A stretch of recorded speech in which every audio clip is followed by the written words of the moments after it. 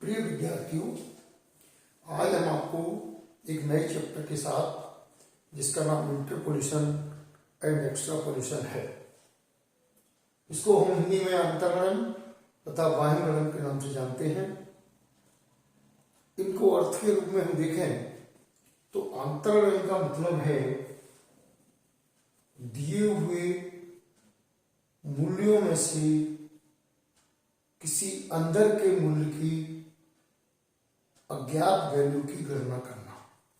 उदाहरण के तौर पर हमें यदि पिछले कई वर्षों की जनसंख्या के आंकड़े दिए हुए हैं, जैसे 1951 का दिया है, 1961 का दिया है, 1981 का दिया है, 1991 का दिया है, 2001 का दिया है और 2011 का दिया हुआ है। अब मान लीजिए चूंकि हमको 1951 से 2011 तक की जनसंख्या के आंकड़े दे रखे हैं, हम इनमें से मान लीजिए 1956 की या 66 की या 1976 की या 1971 की, यानी किसी भी ईयर की जो इसके अंदर की ईयर है, उसकी यदि गणना करें तो उसे हम अंतर्गणन के नाम से जानेंगे। इसके विपरीत यदि 1951 से पहले की जनसंख्या या 2011 के बाद की जनसंख्या का आकलन करना चाहें तो उस आकलन को हम बाह्यगणन या एक्स्ट्रापोलेशन के नाम से जानेंगे। गणना की दृष्टि से इन दोनों में बहुत कोई अंतर नहीं है। चाहे इंटरपोलेशन का प्रश्न हो, चाहे एक्स्ट्रापोलेशन का प्रश्न हो, दोनों के लिए एक ही प्रक्रिया अपनाई जाती है। अब हम देखें कि इन गणनाओं के लिए क्या क्या मान्यताएं हैं, या ये कहें कि अंतर्गणन और बाह्यगणन की जो मान्यता है, जो अजम्पशंस है, वो क्या क्या है। नंबर 1, परिवर्तनों में एक रूपता एवं नियमितता, अर्थात uniformity and regularity in changes. अर्थात जो दिए हुए डेटा है, दिया हुआ आंकड़ा है, उसमें एक रूपता होनी चाहिए चेंजेस, या तो घटते हुए हो या बढ़ते हुए हो। ये ना हो कि कभी चढ़ बढ़ जाए, कभी घट जाए, कभी चढ़ जाए, ये नहीं होना चाहिए। दूसरा है आकस्मिक उतार चढ़ाव न होना। ऐसा ना हो दिए हुए आंकड़े किसी विशेष वर्ष में जो दिया हुआ वैल्यू है, दी हुई वैल्यू है, वो एकदम गिर जाए अथवा बढ़ जाए। उदाहरण के तौर पर जनसंख्या मान लीजिए हमारी लगभग 20% बढ़ रही है और किसी बीच के वर्ष में या किसी भी वर्ष में एकदम 50% घट जाए, तो वो वर्ष आपका आकस्मिक वर्ष कहलाएगा या उसमें अत्यधिक उतार चढ़ाव वाला वर्ष माना जाएगा। ऐसी दृष्टि में हम पहले उस वर्ष को नॉर्मल करेंगे और उसकी गणना करेंगे। तो कहने का तात्पर्य है कि आकस्मिक उतार चढ़ाव नहीं होना चाहिए। तीसरा है पद श्रेणियों में पारस्परिक संबंध, म्यूचुअल इंटरडिपेंडेंस इन सीरीज। इसका मतलब ये है कि एक्स वेरिएबल और वाई वेरिएबल, दो वेरिएबल होते हैं। एक्स वेरिएबल इंडिपेंडेंट वेरिएबल होता है और वाई वेरिएबल डिपेंडेंट वेरिएबल होता है। एक्स के लिए वाई की वैल्यू ज्ञात करना, ये पारस्परिक संबंध में आता है। ये 3 मान्यता है, कोई खास बात नहीं है, थ्योरी कौन से है। न्यूमेरिकल में तो आप देख लीजिए सवाल में, कहीं बहुत ज्यादा उतार चढ़ाव वाला हो तो उसमें इंटरपोलेशन संभव नहीं हो पाएगा। इसके बाद मेन जो इस चैप्टर की बात है, इसमें हमको इंटरपोलेशन और एक्स्ट्रापोलेशन जो करना है, उसकी गणना की विधियों की हमें जानकारी होनी चाहिए। प्रश्न में, एग्जाम में या किसी भी क्वेश्चन को हल करते समय आपको ये नहीं दिया जाएगा कि इस प्रश्न में इस विधि का प्रयोग कीजिए। आपको खुद तय करना होगा कि इस प्रश्न में कौन सी विधि लागू होगी। मैं आगे आपको बताऊंगा। ये भी बताऊंगा कि इसमें ये विधि लग रही है तो क्यों लग रही है। पहले हम ये जाने कि गणना करने की विधियां कितनी हैं, मेथड्स कितने हैं। तो इस दृष्टि से पहले हम इसको ऐसे कह सकते हैं, हम classification for methods of calculation of interpolation and extrapolation. इस दृष्टि से हम रीतियों को, मेथड्स को दो भागों में बांटते हैं। नंबर 1 ग्राफिक मेथड या बिंदु रेखीय रीति, नंबर 2 बीजगणितीय रीति एल्जेब्रिक मेथड, जैसे कि मैंने लिख रखे हैं। हम कभी कभी इस एल्जेब्रिक मेथड को हम गणितीय रीति भी कहते हैं, मैथमेटिकल फॉर्मूलाज मेथड। देखिए, बिंदु रेखीय रीति को यहां पर मेरे लिए समझाना बहुत मुश्किल होगा, क्योंकि इसके लिए मुझे ग्राफ पेपर की आवश्यकता होगी और इस विधि को हम तभी समझ सकते हैं या समझा सकते हैं जब हमारे सामने ग्राफ पेपर होगा, और ये जब आपकी ऑफलाइन क्लास शुरू हो जाएंगी तब हम आपको इसको समझाएंगे।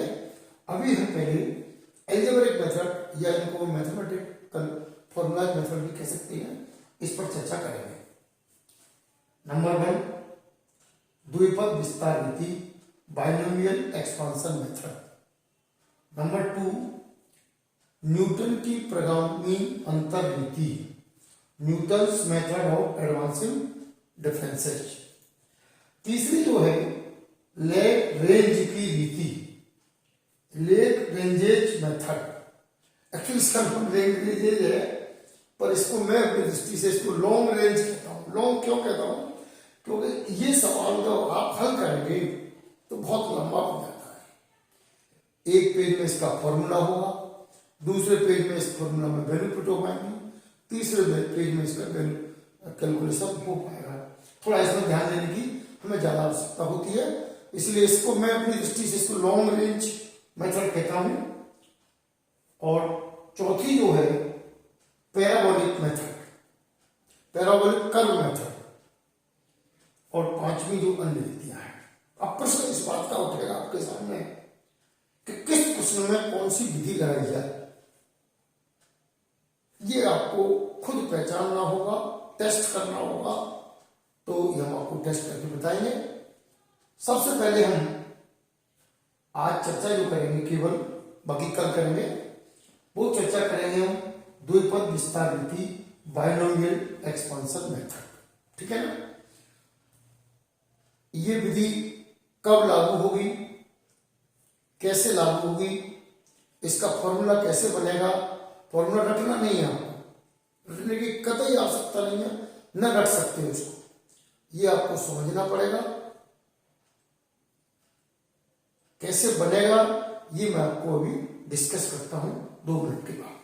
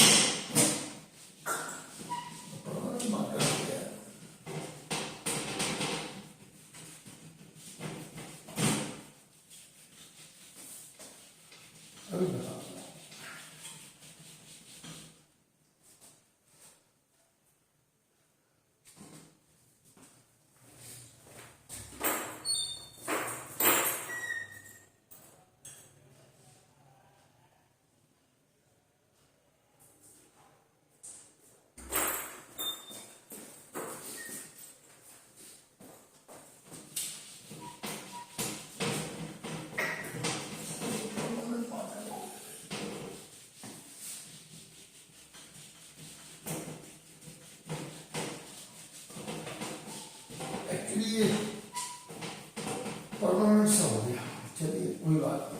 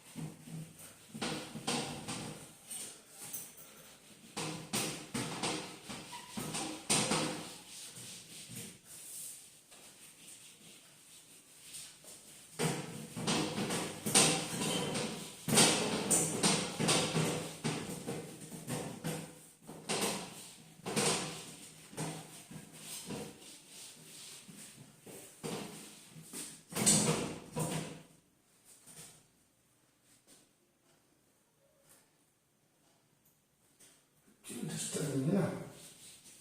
चलिए खोलो इसी प्रकार। अब हम बात कर रहे थे कि द्विपद विस्तार विधि कब लागू होगी, किस प्रश्न में लागू होगी। तो इसके लिए दो कंडीशन है। नंबर 1 है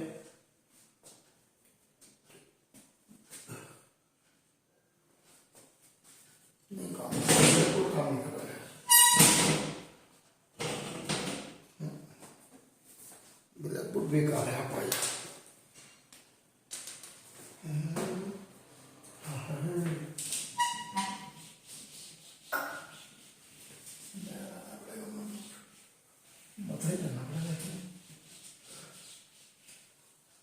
वीडियो कर सकते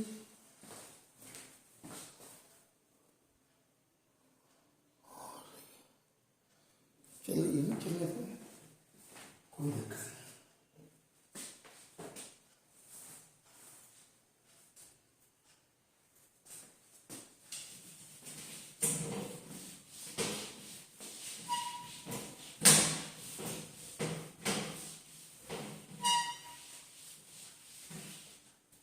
चलिए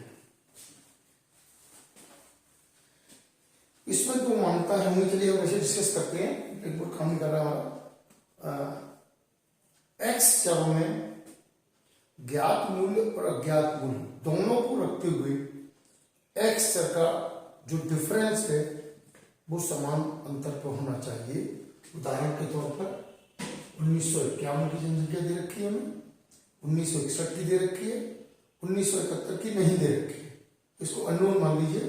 1981 की दे रखी है, 1991 की दे रखी है, 2001 की दे रखी है, पर इतना बहुत है। और आपसे कहा गया है कि 1971 की जनसंख्या की गणना कीजिए। तो सबसे पहले आपको देखना पड़ेगा कि 1971 की जनसंख्या की गणना करने के लिए विधि कौन सी यूज होगी। बायनोमियल एक्सपेंशन मेथड होगी, या न्यूटन्स डिफरेंस एडवांटेज मेथड होगी, या लैग्रेंज मेथड होगी। वैसे देखा जाए तो लैग्रेंज मेथड कभी भी लग सकता है किसी भी सवाल में, लेकिन लैग्रेंज को हमें अवॉइड करना चाहिए। लैग्रेंज मेथड को हमें तभी यूज करना चाहिए जब हमारी बायनोमियल या न्यूटन्स एडवांस मेथड न लगा। हमने देखा 1951 की संख्या दे रखी है, 61 की दे रखी है, 71 की नहीं दे रखी है, 81 की दे रखी है, 91 की दे रखी है, 2001 की दे रखी है। अर्थात नोन वैल्यू और अननोन वैल्यू दोनों को रखते हुए हमने एक्स का डिफरेंस देखा। किसका देखा? एक्स वेरिएबल का। एक्स वेरिएबल का डिफरेंस 10-10 वर्ष का है, यानी सबका अंतर जब समान हो, पहली मान्यता। दूसरी मान्यता, उन्हीं समान अंतर वाले किसी एक एक्स वैल्यू की अननोन वैल्यू हो जिसको हमें ज्ञात करना हो, तभी हम बायनोमियल एक्सपेंशन मेथड लागू करें। ओके, आगे चलते हैं।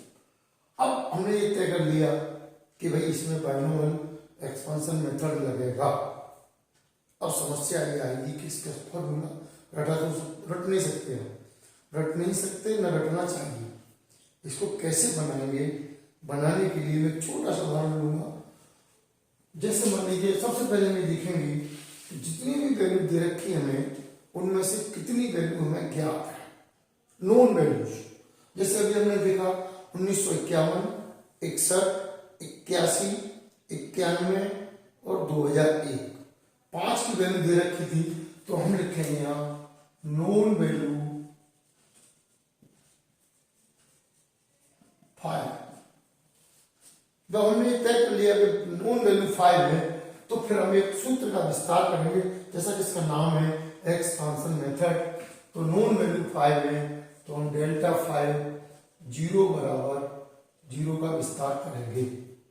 अर्थात इसको हम कह सकते हैं y माइनस 1 की पावर 5 बराबर 0। अब समस्या आती है इस सूत्र को बनाए कैसे। तो बनाने के लिए मैं आपको नियम बताता हूं। नियम बहुत सिंपल है, ध्यान से देखिए, समझ में आ जाएगा। ये तो नोन वैल्यू 5 है, कितनी है? 5। तो हम ये कह सकते हैं कि स्टेप फर्स्ट, फॉर्मूला बनाने का जो स्टेप फर्स्ट है वो क्या है, हम इसको शुरुआत करेंगे बाई 5 से। किससे शुरुआत करेंगे? बाई 5 से। बाई 5 से शुरुआत हमने क्यों किया है? क्योंकि हमारी नोन वैल्यू 5 है।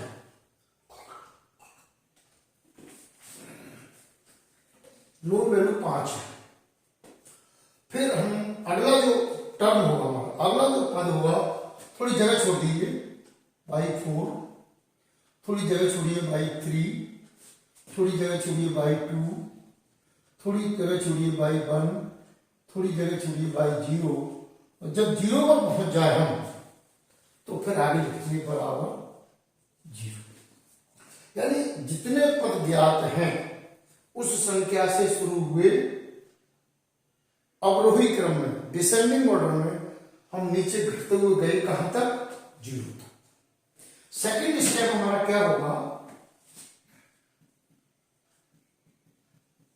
कि हम इनमें साइनेज लगाएंगे। क्या लगाएंगे? साइनेज, निशान लगाएंगे।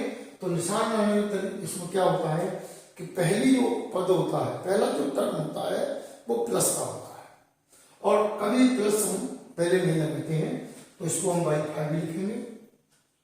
फिर पहला पद प्लस का था तो दूसरा माइनस का आएगा, बाई 4 लिखेंगे। तीसरा पद प्लस का आएगा, बाई 3 लिखेंगे। चौथा पद माइनस का आएगा, बाई 2 लिखेंगे। पांचवा पद प्लस का आएगा, बाई 1 लिखेंगे। छठवां पद माइनस का आएगा, बाई 0 बराबर 0। अब आप देख रहे हो कि माइनस और बाई के बीच में थोड़ी सी जगह छोड़ी है। ये जगह क्यों छोड़ी है मैंने, इसके लिए मैं स्टेप थर्ड में बताऊंगा आपको। स्टेप थर्ड में हम इस बाई से पहले कुछ अंक रखेंगे जिसको हम कहते हैं गुणांक। क्या कहते हैं? गुणांक। उस गुणांक को कैसे ज्ञात करते हैं उसका मैं फॉर्मूला बताऊंगा, लिखूंगा। पहले पद का गुणांक हमेशा 1 होता है। क्या होता है? 1। इसको हम कह सकते हैं 1/5।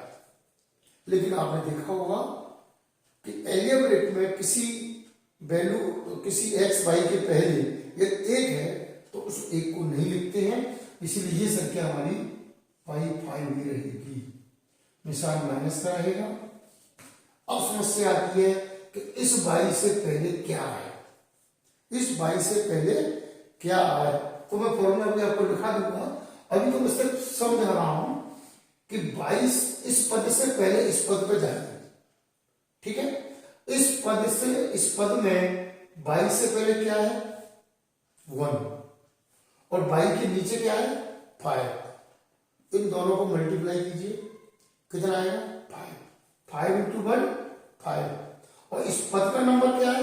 1। तो इस 5 में 1 का भाग लगाइए तो 5 ही आएगा, और ये हो जाएगा 5/4 प्लस। हो सकता है कि समझ में कम आया हो, अभी आगे समझ में आ जाएगा। अब हम क्या करेंगे, इस पद पर जब जाएंगे तो यहां तो लिखेंगे बाई 3, लेकिन बाई से पहले क्या संख्या आए, गुणांक क्या है, इसके लिए क्या करेंगे, इसके लिए ज्ञात कर रहे हैं तो इससे ठीक पिछले वाले यानी दूसरे पद पर, तीसरे के लिए ज्ञात कर रहे हैं तो दूसरे पद पर जाइए। इस बाई से पहले कितना? 5।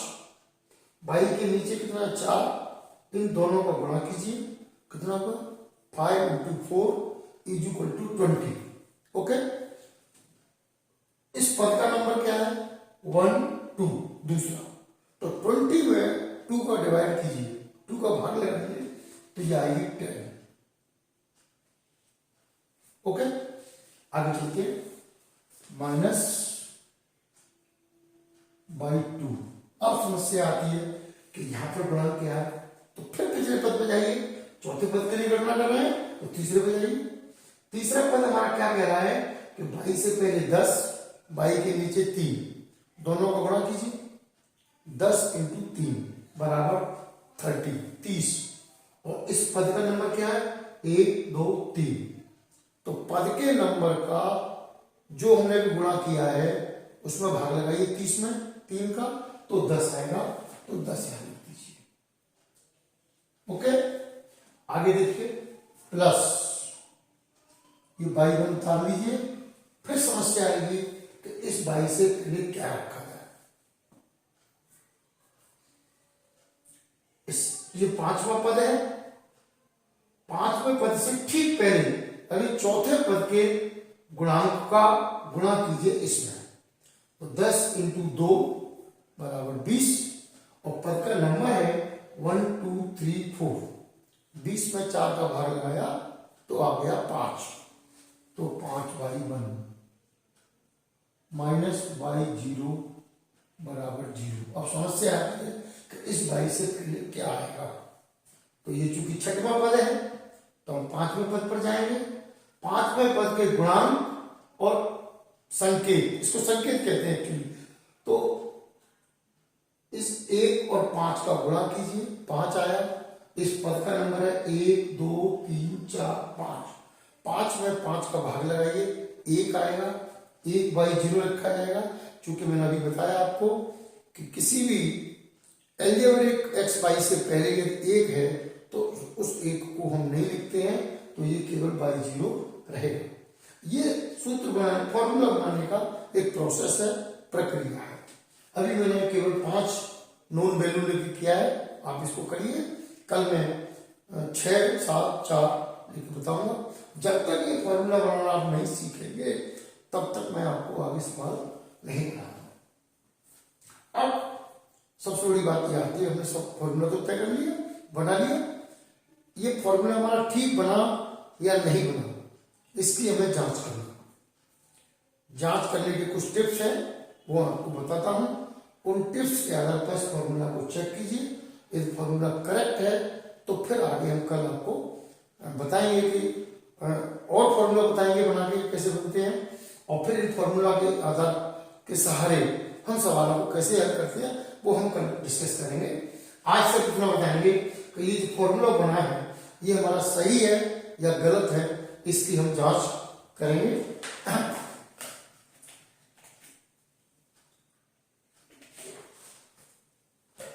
जांच के लिए सबसे पहला स्टेप ये होना चाहिए आपका कि ये देखिए बाई के जो नीचे संकेत लगा हुआ है वो प्रारंभ उससे हुआ है कि नहीं जितने हमारे नोन ज्ञात पद हैं। जैसा कि यहाँ पर 5 ज्ञात पद थे, 1951, 1961, 1981, 1991 और 2001। तो बाई फाया यानी 5 से शुरू हुआ है। फिर हमको देखना है हर बाई के नीचे एक एक घटता हुआ जाना चाहिए। By 5, by 4, by 3, by 2, by 1, by 0 बराबर 0। फिर देखिए इनके जो निशान है, मैथमेटिकल जो साइन है, वो एक बार प्लस फिर माइनस, प्लस माइनस, कहीं रिपीट तो नहीं हो रहा है। देख लीजिए कहीं 2 बार माइनस लगातार तो नहीं आया या 2 बार प्लस तो नहीं आया। तो हमने देखा बाई से पहले कोई निशान नहीं है तो ये प्लस का है। यदि माइनस का होता तो ये माइनस लिखते हम, प्लस को नहीं लिखते हम। फिर माइनस का है, फिर प्लस का है, फिर माइनस का है, फिर प्लस का है, फिर माइनस का। ये भी टेस्ट हो गया हमारा। हमने 2 टेस्ट कर लिए। पहला टेस्ट क्या किया, जितनी नॉन वैल्यू है उस वैल्यू से बाई शुरू किया है, एक एक कम करते हुए 0 तक पहुंचे हैं। दूसरा टेस्ट ये है कि पहला पद प्लस का, दूसरा माइनस का, तीसरा प्लस का, चौथा प्लस माइनस का, पांचवा प्लस का। गलती से कोई 2 बार निशान नहीं आना चाहिए। इसके बाद जो लास्ट टेस्ट है वो मैं आपको बता दूं क्या है कि इसके जो गुणांक है, गुणांक कहते हैं बाई से पहले जो अंक लगा है। जैसे इस बाई से पहले कुछ भी नहीं है तो 1 है, इस बाई से पहले 5 है, इस बाई से पहले 10 है, इस बाई से पहले 10 है, इस बाई से पहले 5 है, इस बाई से पहले 1 है। इसको कहते हैं गुणांक। तो इन समस्त गुणांकों का योग अभी हम करके देखें तो हमेशा 2 की पावर n के बराबर होना चाहिए। 2 की पावर n के बराबर। अब समस्या है n क्या है। n का मतलब है नॉन वैल्यूज। क्या मतलब इसका, नॉन वैल्यूज। नॉन वैल्यू यहां पर कितनी थी, 5। तो 2 की पावर 5 बराबर 32। ओके। अब हम देखें कि बाई से पहले जितने भी डिजिट है हमारे क्या वो 32 का जोड़ आ रहा है हमारा? इससे पहले 1 और 5 6 और 10 16 और 10 26 और 5 31 और 1 32। ओके, 32 ही आना चाहिए, 32 ही है। इसका मतलब हमारा ये फॉर्मूला करेक्ट है। आज हम आपको केवल इतना ही बताएंगे, इसको थोड़ा प्रैक्टिस कीजिए आज। कल हम आपको non value 6, non value 7, non value 8, non value 3 लेकर फॉर्मूला फॉर्मुलेट कराएंगे। जब तक आप फॉर्मूला नहीं सीख जाएंगे तब तक हम सवाल आपको आगे नहीं बताएंगे, ठीक है ना। कल नेक्स्ट आगे बढ़ेंगे। अभी हमने आपको केवल छोटा सा फॉर्मूला बताया है और इसको टेस्ट करके बताया है कि करेक्ट कैसे बनता है। ओके, थैंक यू, कल बात करेंगे। ओके।